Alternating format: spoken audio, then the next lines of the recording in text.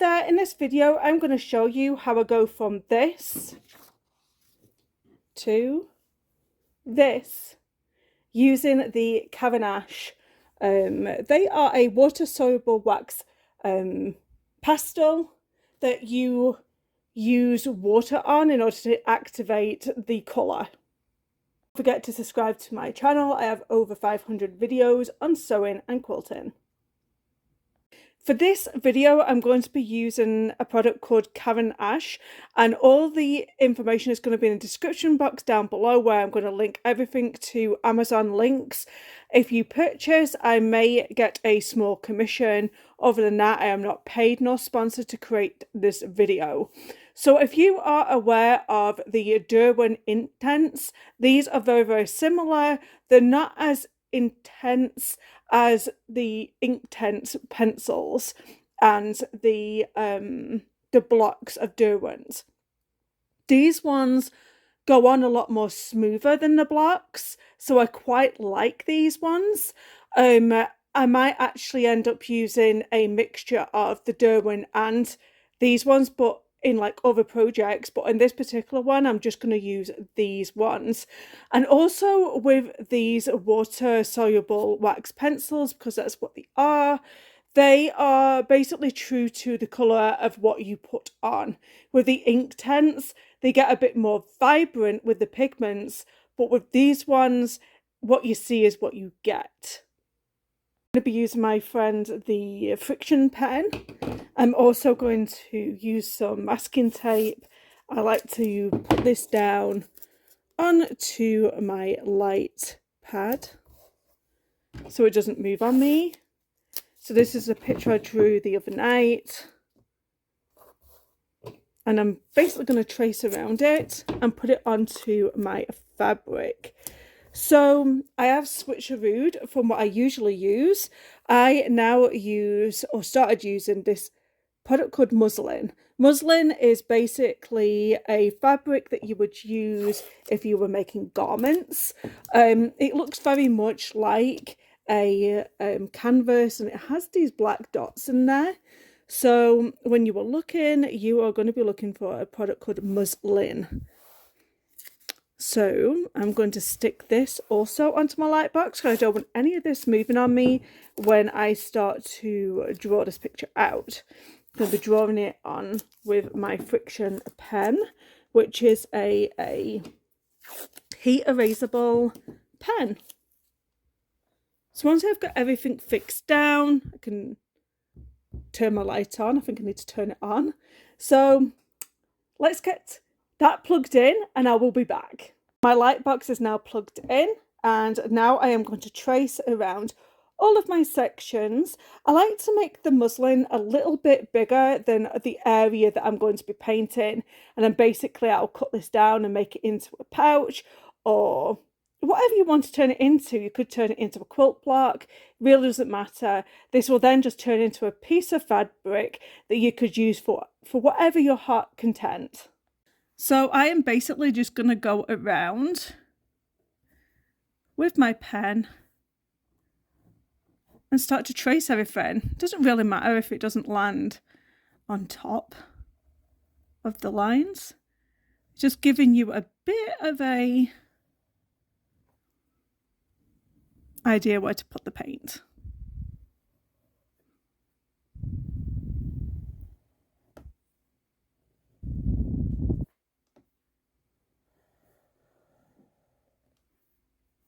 Another great thing you could do is get your grandkids involved and get them to do a drawing for you, and you can then turn it into a quilt block if you wanted. You could do a whole quilt of something that your grandchildren have done. Even if your kids have done it, to give to grandma. So you're just going to go through there, copy everything, then you'll have an area to paint.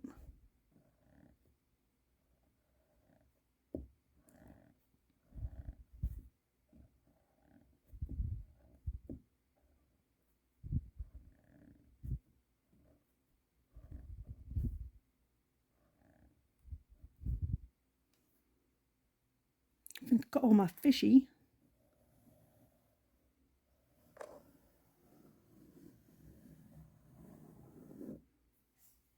And I'm going to go and do the seaweed here.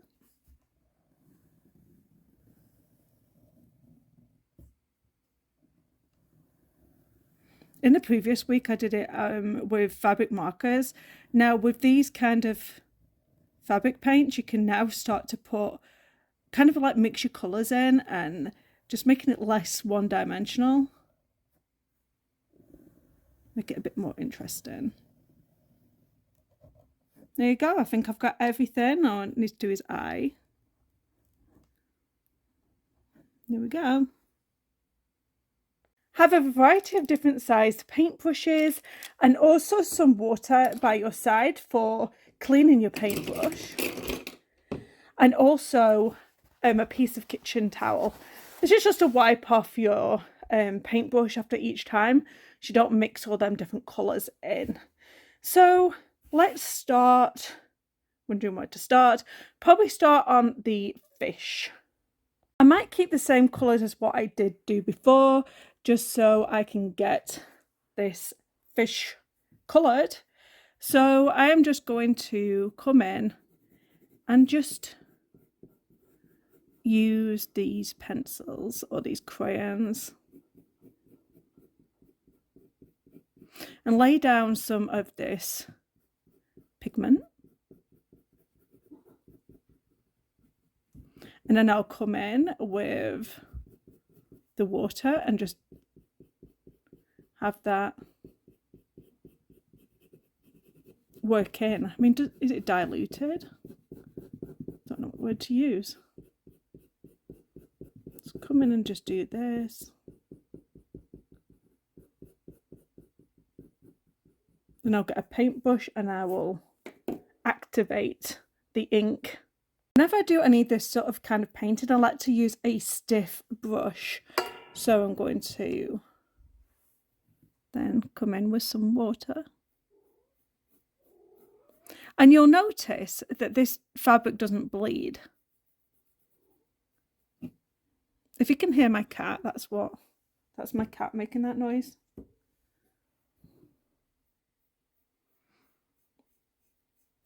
He's playing with my other cat.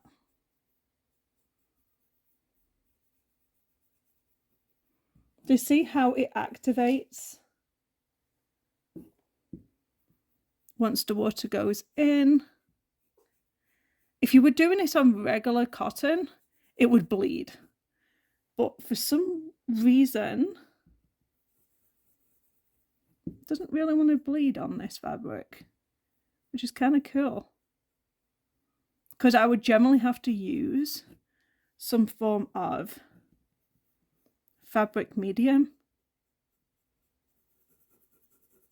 for this otherwise, because it would bleed on a regular, even on a ready to dye fabric, it would bleed. I won't be able to use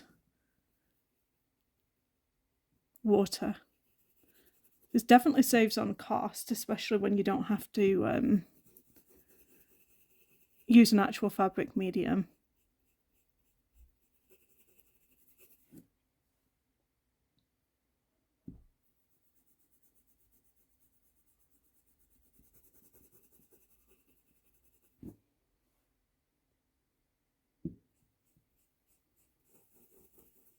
I like to work on dry fabric and then make it wet. You can actually wet the fabric first, but I have better control over it this way.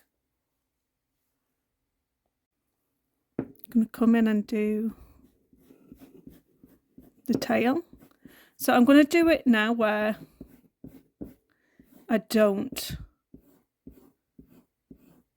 do the whole fabric.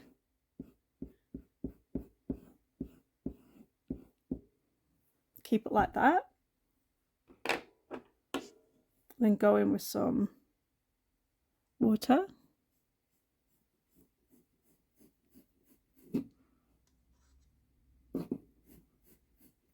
To see how it's darker in some areas and lighter in others.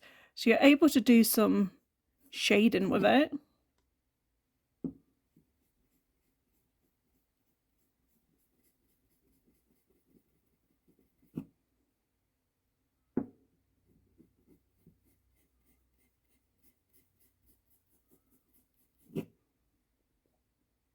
I do like this.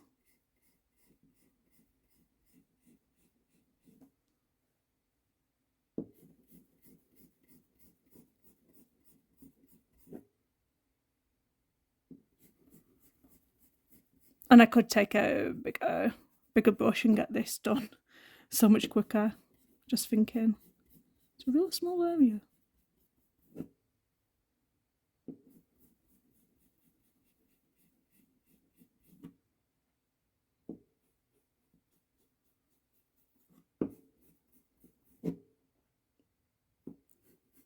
Going to continue with this fish now.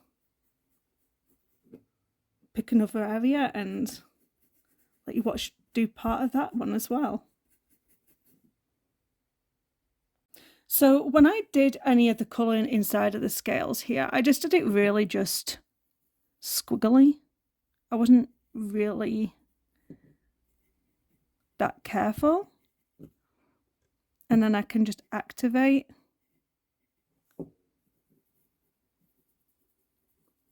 any of the colours.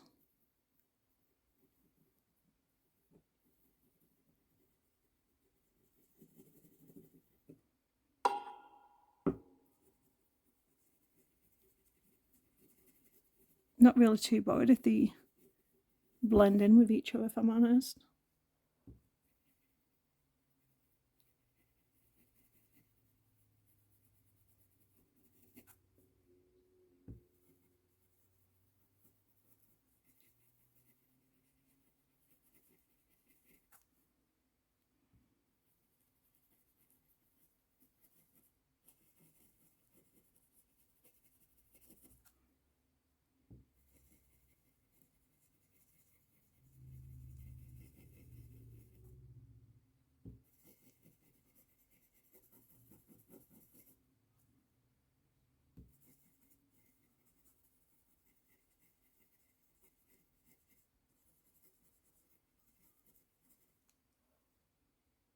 In some instances, you're going to have to leave things to dry a little bit before you go in, because otherwise it is probably going to bleed on you. So wait until this is dried before you go in with the eyeball. So the next thing I'm going to do is go over to the seaweed and start colouring some of that in. So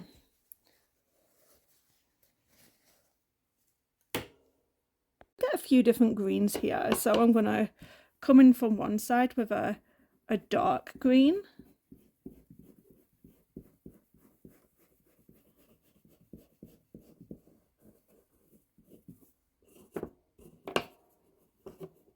And then I'm going to come in at the other side with a more pale green. And let's see how that blends when we activate the water.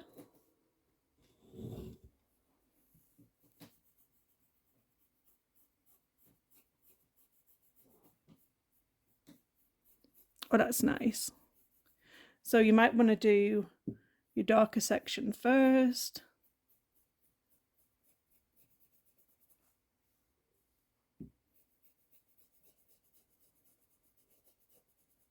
And then wet your brush. And then come in at the other side with that lighter green and activate that.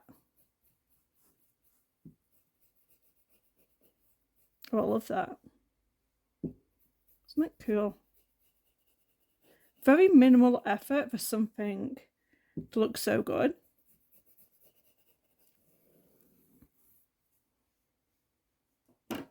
And then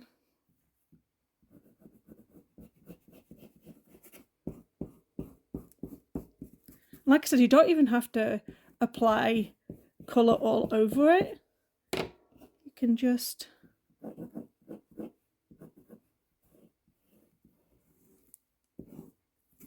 do something like this. If you wanted to put some dark in it, you could come in. and do that. And then activate the paint with the water. So cool.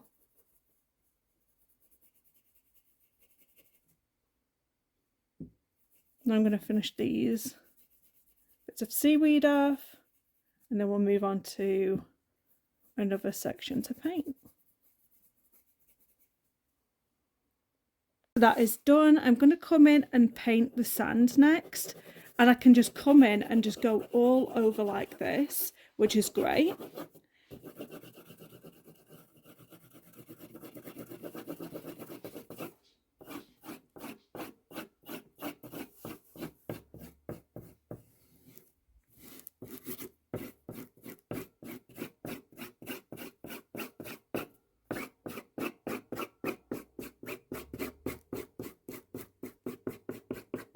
And I might come in with a sponge next and see how that works out for me. So I'm going to get one of these sponges.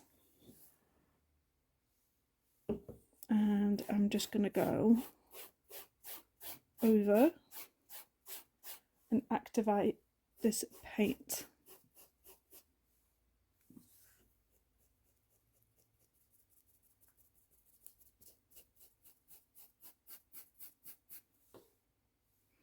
This is better on a bigger area, so I don't have to mess with a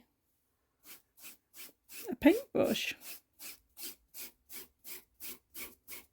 So what do you think? Let me know in the comments down below what you think about this.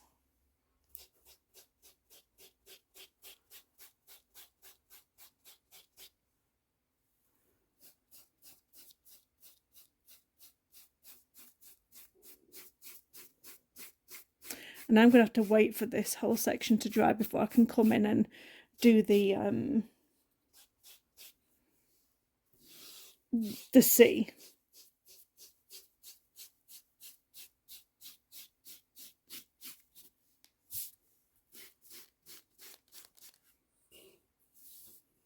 I'm going to leave that to dry, probably end up heat setting it, and then I can come in with a blue and paint the background and also do the eye of that fish.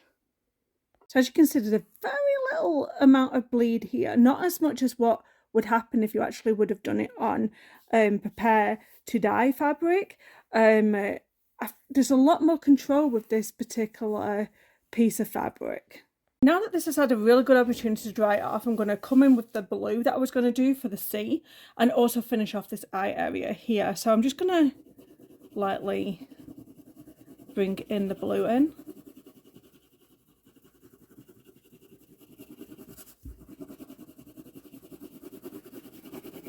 And just go all over where the fish is. And then come down here as well. Now I know I only have to do it really lightly. And these will go a really long way. Turn upside down. Start coming in from this side. And I think I'll probably come in again with that, with the sponge.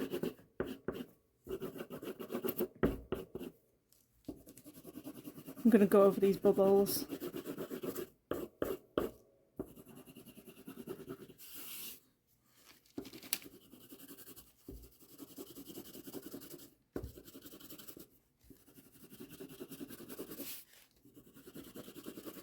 We're just laying down pigment on.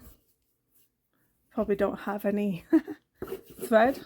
It's water anyway. Adds to the effects, I guess.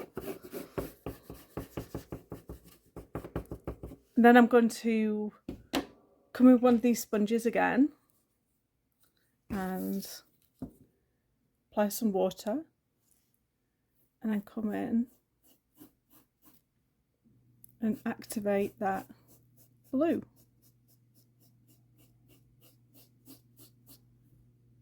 It's coming in really pale.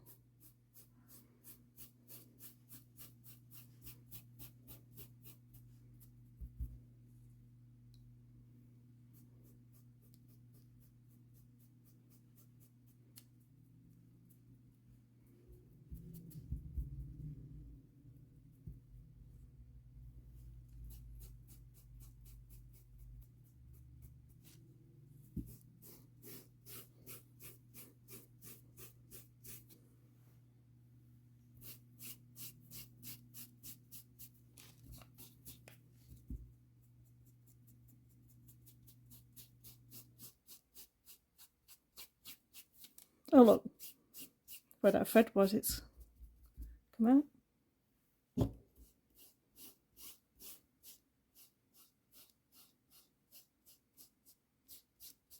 Just turn this the other way around. It's really cute.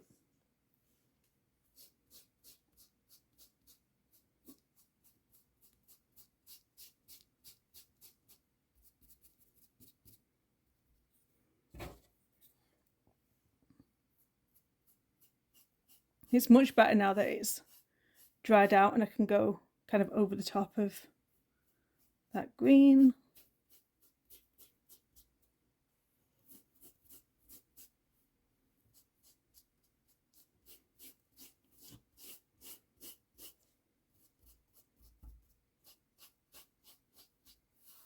Like so. I don't want it to be too blue. I quite like this really pale colour. And once again, I'm going to have to let that dry off.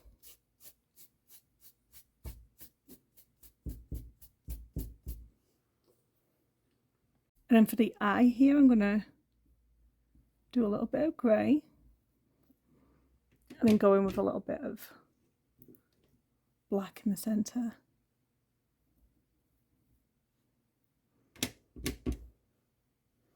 And then I'll need my other paintbrush. I'm just going to activate it there with the water. There we go. So I'll let that dry off and then see what it looks like when it's done. It's not totally dry just yet, but you can see and appreciate how well that the paint of these Caran D'Ache have worked on this fabric. I love them. They're easy to use, easy to spread. I would highly recommend them. I'm not paid nor sponsored to say that once again. But yeah, I hope you've enjoyed this tutorial, and in my next tutorial I'm going to show you how I go about thread painting this so I can turn it into a pouch or whatever I want to turn it into.